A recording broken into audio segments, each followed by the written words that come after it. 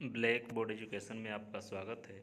इस वीडियो में हम ट्वेल्थ के चैप्टर और उसके रणनीति के बारे में पढ़ेंगे। इसके साथ साथ ऑप्टिक्स चैप्टर भी शुरू करेंगे।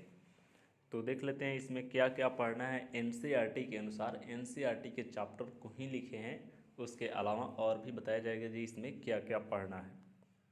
सबसे पहले इसमें हम देख लेते हैं जी कितना का मार्क्स पूछता है। 70 नंबर का आपको क्वेश्चन पूछता है और 30 नंबर का प्रैक्टिकल होता है।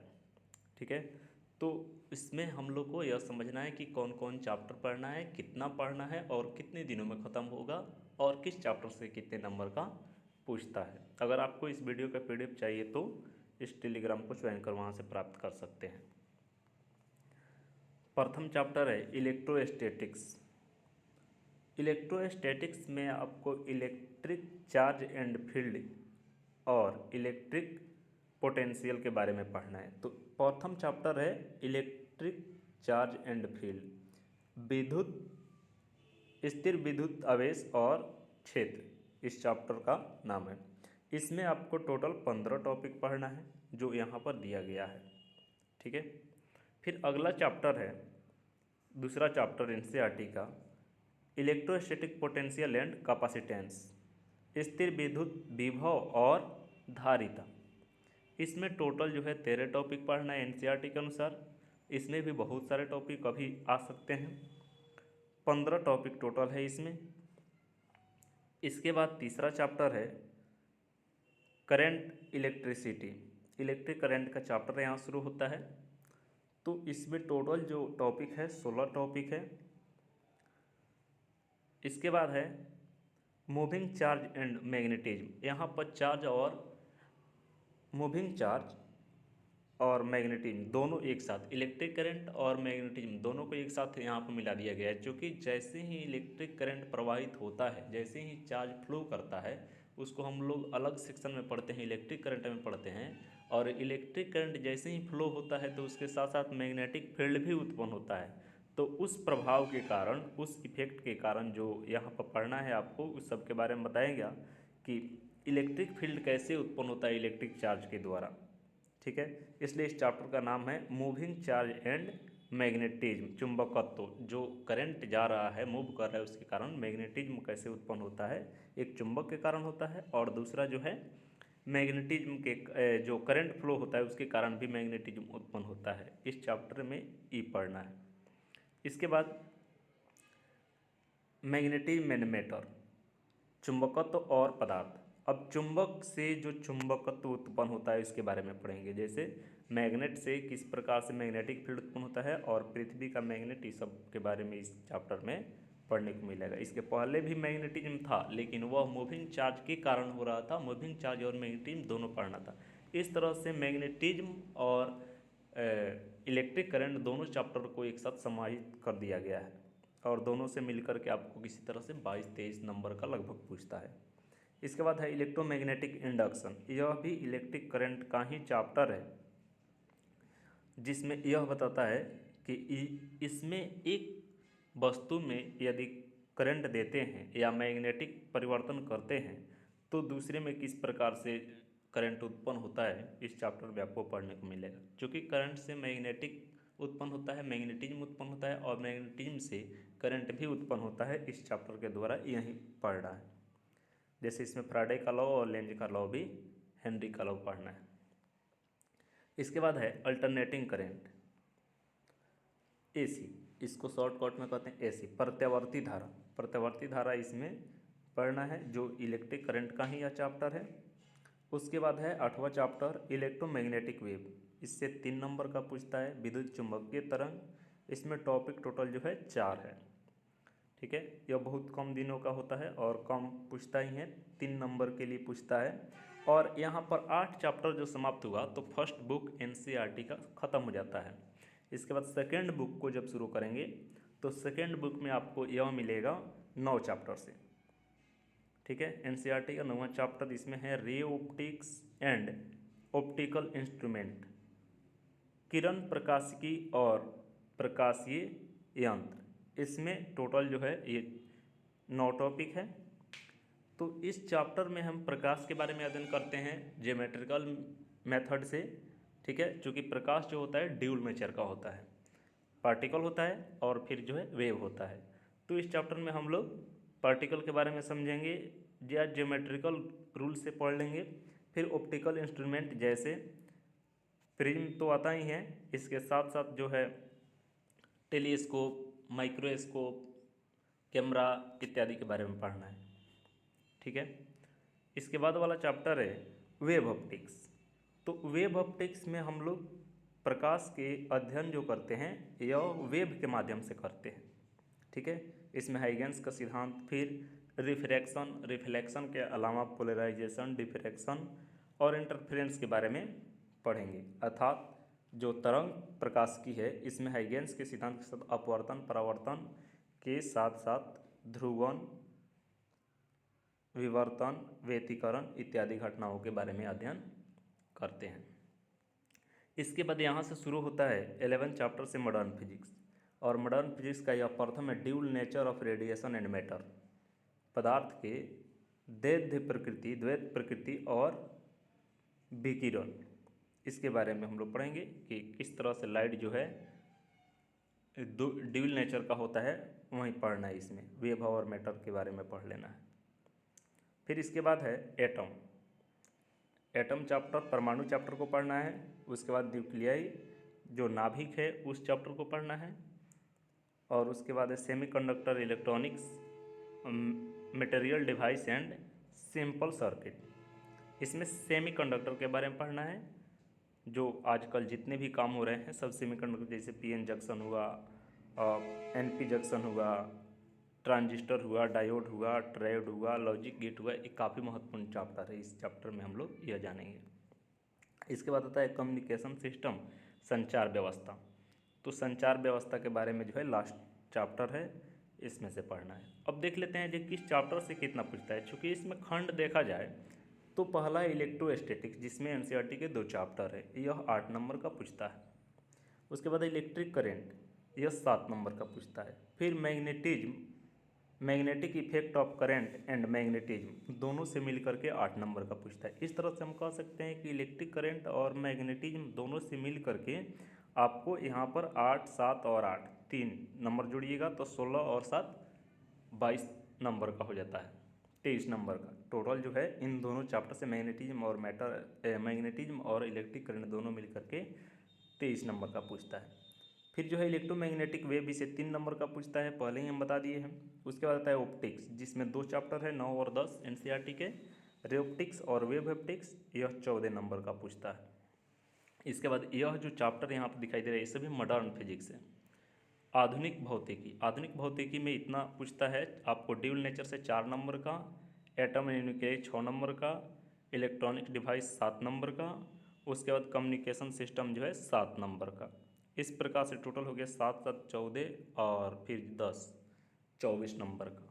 कम से कम इसमें इतना पूछता है, 24 नंबर का मॉडर्न फिजिक्स पूछता है। और टोटल आपका हो गया 70 मार्क्स का। तो एक खंड से जो है आपको इतना पूछता है। तो हम लोग शुरू करते हैं सबसे पहले सेकेंड बुक से, ऑप्टिक्स से, ठीक है। या तो हम लोग शुरू करेंगे ऑप्टिक्स या इलेक्ट्रोस्टैटिक्स। क्योंकि इलेक्ट्रोस्टैटिक्स को पढ़े बिना हम ना तो इलेक्ट्रिक करंट पढ़ सकते हैं और ना ही मैग्नेटिज्म पढ़ सकते हैं, इसलिए शुरू करेंगे या तो एक से, फर्स्ट बुक, नहीं तो ऑप्टिक्स से। तो ऑप्टिक्स ये यहाँ से शुरू कर रहे हैं। चूँकि मैट्रिक में काफ़ी जाने पहचाने रहते हैं तो इसलिए हम लोग इसमें ज़्यादा थोड़ा रचना है, इसलिए पहले ही हम लोग रचना को ख़त्म कर लेते हैं। तो इस चैप्टर से आपको इतना पढ़ने को मिलेगा। इसका यदि डेट देखा जाए तो यह टोटल जो है सबका चैप्टर बाई चैप्टर बता दिया जाएगा। जैसे ऑप्टिक्स अभी शुरू कर रहे हैं तो ऑप्टिक्स में लगभग आपको कम से कम 2 महीना से अधिक लगेगा। अब ऑप्टिक्स समझ लेते हैं। चैप्टर शुरू हो रहा है ऑप्टिक्स। ऑप्टिक्स क्या होता है, इससे 14 मार्क्स का पूछता है। इसमें एनसीईआरटी के 2 चैप्टर है। यदि अदर बुक लेते हैं तो चैप्टर की संख्या बढ़ भी सकती है। ध्यान दीजिएगा, इसमें जितने भी चैप्टर बताए गए हैं या खंड बताए गए हैं, जितने चैप्टर है एनसीईआरटी में उससे अधिक चैप्टर दूसरी बुक में बना सकता है। लेकिन टॉपिक, उसी टॉपिक को पढ़ना है या टॉपिक को भी बढ़ाया घटाया जा सकता है। तो हम लोग शुरू करेंगे यहाँ ऑप्टिक्स से। तो सबसे पहले जो है ऑप्टिक्स क्या होता है इसके बारे में जानेंगे। Optics is the branch of physics which studies of properties of light, it's nature and formation of image. Hindi हुआ प्रकाशिकी, भौतिकी की वह शाखा है जो प्रकाश के गुणों, उसकी प्रकृति और प्रतिबिंबों के निर्माण का अध्ययन करती है। इस खंड में, इस सेक्शन में, ऑप्टिक्स में हम लोग प्रकाश के बारे में अध्ययन करते हैं। प्रकाश के नेचर, उसके प्रॉपर्टीज, फिर इमेज, किस प्रकार से इमेज बनता है, इन सभी चीज़ों के बारे में पढ़ते हैं। इसमें refraction, reflection, polarisation, diffraction, scattering इत्यादि के बारे में पढ़ते हैं। अपवर्तन, परावर्तन, हिंदी हुआ परावर्तन, अपवर्तन, ध्रुवण, विवर्तन, व्यतिकरण, और उसके बाद जो है प्रकीर्णन, वर्णविक्षेपण, इन सभी घटनाओं का अध्ययन जो है इस खंड में पढ़ने को मिलता है। इसके साथ साथ ऑप्टिक्स में आपको इससे संबंधित इंस्ट्रूमेंट, ऑप्टिकल इंस्ट्रूमेंट, प्रकाशीय यंत्र के बारे में पढ़ना है, जैसे टेलीस्कोप, माइक्रोस्कोप, लेंस, उसके बाद कैमरा, हमारे नेत्र जो है उसको भी पढ़ना है, वह भी एक प्रकार का इंस्ट्रूमेंट है। तो इन सभी चैप्टर में इतना पढ़ने को मिलेगा। इसे दो हिस्सा में बांटा गया है, एक तो रे ऑप्टिक्स और दूसरा वेव ऑप्टिक्स। रे ऑप्टिक्स को हम लोग ज्योमेट्रिकल ऑप्टिक्स भी कहते हैं और दूसरा है वेव ऑप्टिक्स। तो पहला समझते हैं कि रे ऑप्टिक्स क्या होता है। तो रे ऑप्टिक्स या ज्योमेट्रिकल ऑप्टिक्स मतलब किरण प्रकाश की या ज्योमेट्रिकल ऑप्टिक्स, ठीक है। तो it is the branch of physics which uses the geometry of straight line to account for the microscopic phenomena like rectilinear propagation of light, reflection of light, refraction of light etc. इसमें क्या होता है, ray optics में किसी भी चीज़ का जो अध्ययन करते हैं, रिफ्लेक्शन हो, रिफ्रैक्शन हो, चाहे आपको स्कैटरिंग हो, जो भी चीज़ का अध्ययन करते हैं वह ज्योमेट्री मेथड से करते हैं। इसमें स्ट्रेट लाइन में प्रकाश गमन करता है। जैसे मान लीजिए कि किसी इमेज का बनना, तो हमेशा इसमें जो प्रकाश जाएगा स्ट्रेट लाइन में जाता है, ठीक है। लाइट जो है स्ट्रेट लाइन में जाता ही है। जैसे लाइट के हम लोग प्रॉपर्टीज में समझेंगे कि किस तरह से लाइट जो है स्ट्रेट लाइन में जाता है, लेकिन जैसे ही हम वेव मानकर बनाएंगे तो वहाँ पर लाइट जो है थोड़ा मूव कर सकता है। जैसे किसी ओपेक ऑब्जेक्ट से, जो अपारदर्शी वस्तु है, उससे यदि लाइट गुजारते हैं तो यदि पतला सा छिद्र हो दीवार में, तो जैसे हम लाइट उसमें प्रवेश कराते हैं तो यहाँ से यह थोड़ा सा मूव करता है, तिरछे जाता है, जिससे टर्च की लाइट होती है। तो यह कंसेप्ट जो है वेव ऑप्टिक्स में फेल हो जाता है, लेकिन यहाँ पर जो है हम लोग जो भी मानेंगे स्ट्रेट लाइन मान करके और इसमें स्टडी करते हैं रे ऑप्टिक्स में। तो रे ऑप्टिक्स में जो है रचना अधिक मिलेगा और रचना के द्वारा जो है इसको बनाया जाता है, ठीक है। इसमें ग्राफ का प्रयोग ज़्यादा करते हैं, इसलिए इसको ज्योमेट्रिकल ऑप्टिक्स भी कहा जाता है। दूसरा है wave optics, the branch of physics which the branch of physics based on the wave concept of light is called wave optics. उस प्रकार का भौतिकी की शाखा जिसमें प्रकाश का अध्ययन तरंग सिद्धांत के आधार पर आधारित होता है, जो तरंग सिद्धांत पर आधारित हो, वे वेव ऑप्टिक्स कहलाता है। इसमें वेव के, चूँकि आजकल जितने भी चीज़ का हम लोग स्टडी करते हैं, चाहे संचार की व्यवस्था है, उसमें वेव का प्रयोग होता है, तरंग का यूज होता है। तो तरंग चैप्टर से यह संबंधित है। इसमें तरंग को मान करके और प्रकाश का अध्ययन करते हैं। जैसे मैक्स प्लांक्स हुए, उन्होंने बताया कि जो भी इलेक्ट्रॉन निकलता है, जो फोटोन होता है, फोटोन के बारे में उन्होंने बताया है कि प्रकाश की उपस्थिति में जो फोटोन क्वांटम होता है और उसी सिद्धांत पर यह काम करता है। तो यहाँ पर जो है वेव मान करके हम लोग इसका अध्ययन करेंगे, जिससे पोलराइजेशन, डिफ्रैक्शन, इंटरफ्रेंस इत्यादि के बारे में स्टडी कर सकते हैं। अब इसमें कुछ बेसिक चीज़ को जान लेते हैं, जैसे लाइट क्या होता है। तो light is form of energy which produce sensation of vision. प्रकाश ऊर्जा का वह रूप है जो देखने की, दृष्टि की अनुभूति पैदा करता है। जो सेंसेशन होता है, हमें जो अनुभव होता है उसको पैदा करता है कि किसी वस्तु को हम देख सकते हैं, लाइट की सहायता से किसी वस्तु को देखते हैं। यदि लाइट ना हो तो हम किसी वस्तु को नहीं देख सकते हैं। अब इसकी कुछ प्रॉपर्टीज को देख लेते हैं। इसके प्रॉपर्टीज है light travel in straight line, light हमेशा सीधी रेखा में गमन करता है। जैसे मान लीजिए इसको हम लोग अध्ययन यदि करें, किस प्रकार से जांच करें, तो एक पाइप ले लेते हैं और पाइप में किसी वस्तु को जैसे हम यहाँ पर देखते हैं नेत्र के द्वारा, तब हमें दिखाई देता है कि यहाँ पर यह वस्तु है। लेकिन जैसे ही हम पाइप को मोड़ देते हैं तो यह यहाँ पर स्थित वस्तु को हम नहीं देख सकते हैं, क्योंकि प्रकाश जो है हमेशा स्ट्रेट लाइन में मूव करता है, सीधी रेखा में गमन करता है। तो जब तक यह सीधा रहेगा तब तक तो दिखाई देगा, लेकिन जैसे ही हम मोड़ देंगे यदि पाइप को, तो वह दिखाई नहीं देता है, क्योंकि प्रकाश उससे सीधी रेखा में गमन करता है, कर्व में नहीं करता है। तो इसका पहला समझ गए कि प्रकाश जो है सीधी रेखा में गमन करता है। उसके बाद कह रहा है कि the speed of light is faster than sound, इसका वेग साउंड से अधिक होता है। जो प्रकाश का वेग होता है साउंड से अधिक होता है। ध्यान दीजिएगा, प्रकाश का वेग सभी वस्तुओं से, सभी चीज़ से अधिक होता है। जैसे बिजली की गिड़गिड़ाहट, यहाँ पर साउंड से हम लोग तुलना किए हैं, तो समझ लीजिएगा कि जैसे आकाश में बिजली चमकती है तो पहले चमक दिखाई देती है, उसके बाद साउंड सुनाई देता है, क्योंकि साउंड का वेग जो है कम होता है, जबकि लाइट का वेग अधिक होता है। लाइट का वेग कितना होता है, तो light travel at speed of 3 गुना 10 के पावर 8, यहाँ पर 108 नहीं है, 10 के पावर 8 हो जाएगा मीटर पर सेकेंड इन वैक्यूम। निर्वात में इसका चाल जो होता है 3 गुना 10 के पावर 8 होता है मीटर पर सेकेंड। इस रफ्तार से यह निर्वात में चलता है। जल, कांच, इन सबों में अलग अलग होता है। जल में इसका चाल हो जाता है 2.25 गुना 10 के पावर 8, जबकि कांच में होता है 2 गुना 10 के पावर 8 मीटर पर सेकेंड। जबकि साउंड में देखा जाए तो साउंड में इसका वेग उल्टा होता है, निर्वात में सबसे कम होता है, नहीं होता है, बिल्कुल ही नहीं होता है, जबकि एयर में उससे थोड़ा ज़्यादा होता है। जैसे जैसे ठोस होगा, जैसे जैसे जैसे मान लीजिए गैस के बाद लिक्विड, लिक्विड के बाद सॉलिड, इस तरह से उसमें ज़्यादा होता है उसका वेलोसिटी साउंड का, जबकि प्रकाश का ऐसा नहीं होता है। सबसे ज़्यादा निर्वात में होता है, फिर हवा में, उसके बाद जल में, उसके बाद जो है ठोस में, कांच में। तो इस तरह से दोनों में अंतर होता है। लाइट इज ट्रांसवर्स वेव, प्रकाश अनुप्रस्थ तरंग होता है। अनुप्रस्थ तरंग अर्थात यह जो है इस तरह से गमन करता है ऊपर नीचे की ओर। जो वेव है, वेव चैप्टर जो पढ़िएगा तो आपको बताया जाएगा कि वेव जो है कंपन होता है, एक प्रकार का जो विक्षोभ होता है। यह इसमें 2 भागों में बांटा गया है, एक तो मैकेनिकल वेव और दूसरा होता है इलेक्ट्रोमैग्नेटिक वेव। इलेक्ट्रोमैग्नेटिक वेव के ही पार्ट में आता है यह, चूँकि इलेक्ट्रोमैग्नेटिक वेव भी होता है लाइट, और इसके साथ साथ ट्रांसवर्स वेव भी होता है। मैकेनिकल वेव को 2 हिस्सा में बांट दिया गया है, ट्रांसवर्स वेव और लॉन्गिट्यूडिनल वेव। ट्रांसवर्स वेव जो है ऊपर नीचे की ओर कंपन करके और यह आगे बढ़ता है, जबकि साउंड में क्या होता है, आगे पीछे की ओर गति करके, इस तरह से आगे पीछे की ओर गति करके बढ़ता है।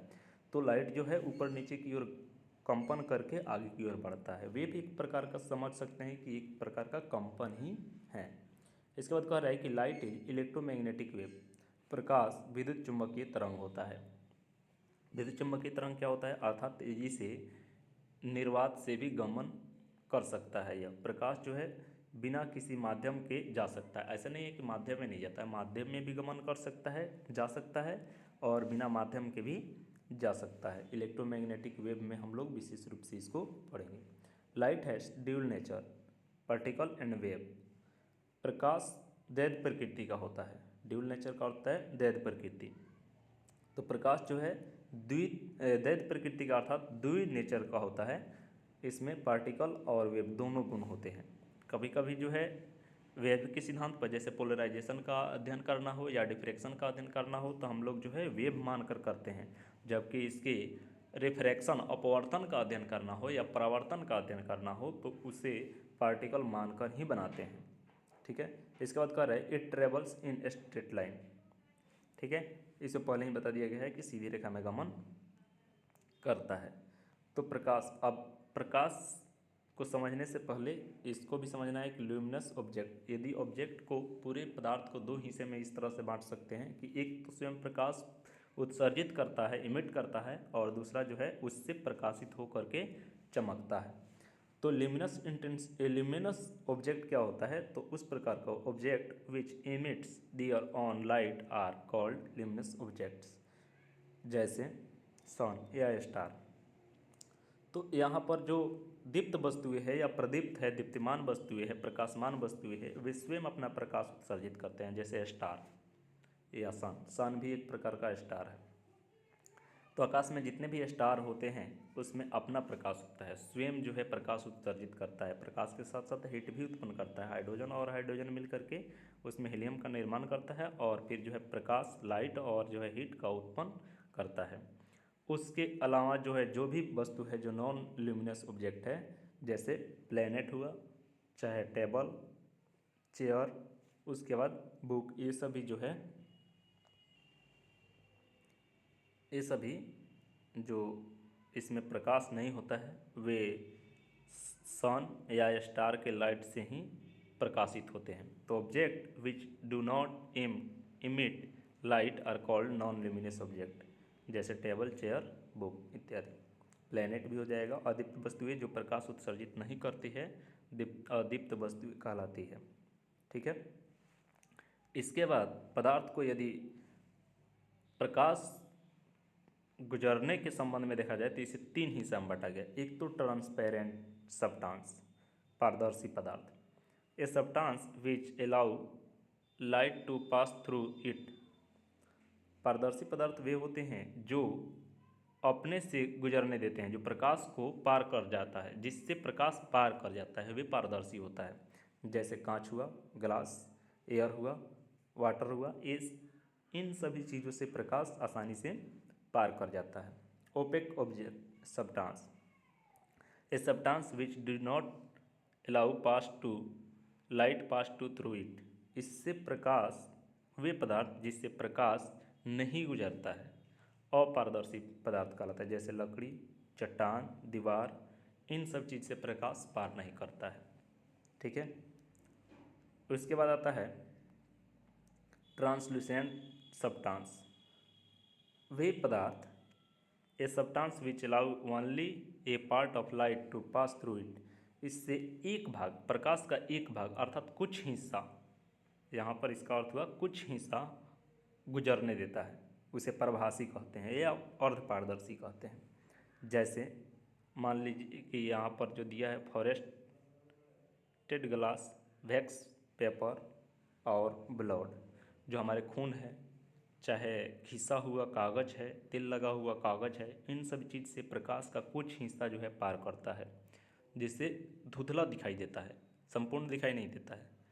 तो उस प्रकार के पदार्थ को हम लोग पारभासी पदार्थ कहते हैं। तो इस आधार पर प्रकाश जो है तीन हिस्सा में बांट दिया गया। उसके बाद आता है शैडो, चूँकि ओपेक ऑब्जेक्ट जो है, when a object, opaque object is placed in the path of light, a dark shape is formed on the screen place behind, BEHIND यहाँ पर होगा, behind the object, this dark shape is called shadow, छाया।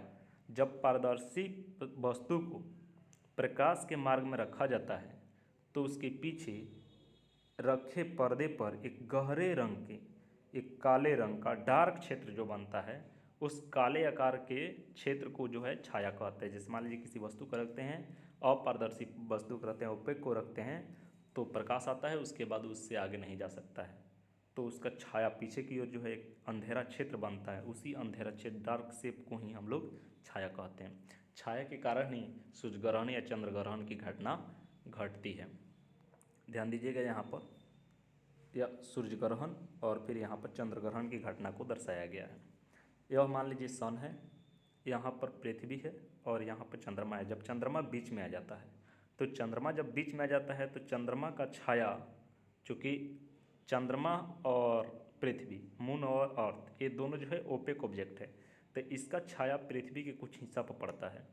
तो जो हिस्सा पर पड़ता है वहाँ पर सूर्य दिखाई नहीं देता, यहाँ से जो है जो प्रकाश है यहाँ तक नहीं, पृथ्वी तक नहीं पहुँच पाता है, इसलिए लगता है कि यहाँ पर सूर्य ग्रहण हो गया। इस भाग में जो है सूर्य दिखाई ही नहीं देता है। इसमें भी दो हिस्से होते हैं, एक दिख रहा है फुल शैडो, जो पूरा यहाँ पर जो यहाँ पर पूर्ण चंद्र सूर्य ग्रहण दिखाई दे रहा है, क्योंकि यहाँ पर जो है पूरा का पूरा अंधेरा क्षेत्र है, लेकिन इसके किनारे पर थोड़ा सा यहाँ जो है डार्क बन रहा है, तो इस प्रकार को पार्शियल शैडो कहा जाता है।